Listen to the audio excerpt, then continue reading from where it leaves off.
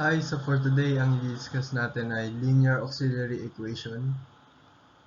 So, on the previous slide, na-discuss na ang case 1 sa case 2. So, i-skip na natin dito. So, ang i-discuss naman ngayon ay case 3 at case 4, which is yung imaginary and distinct roots at saka yung imaginary and repeated roots.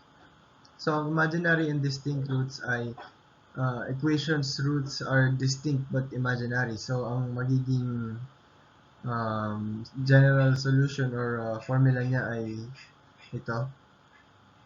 Para naman sa imaginary and repeated roots ay equations roots are imaginary and repetitive.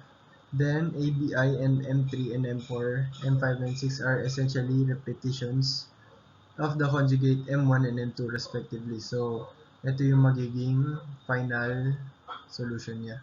I mean, final formula. So,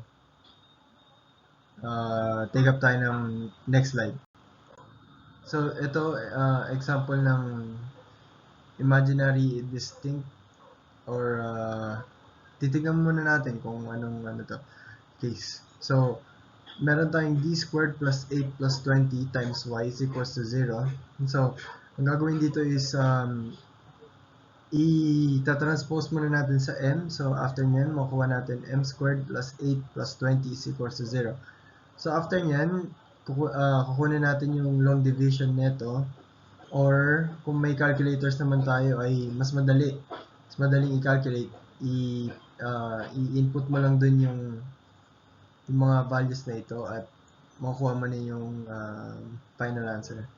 So, makukuha natin dito ay is m is equals to negative 4 plus minus 2i. So, ibig sabihin ito ay repeating. So, after nyan, kukunin natin yung a tsaka b.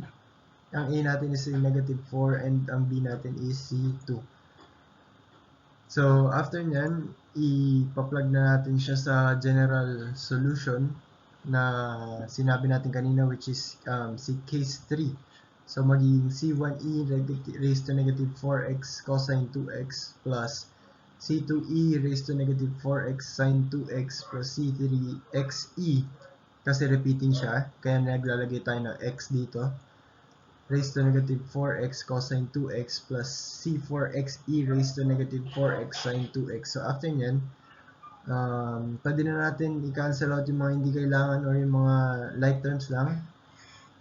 So, ang like terms natin dito ay si e raised to negative 4x. So, pwede na natin siyang i-cancel out.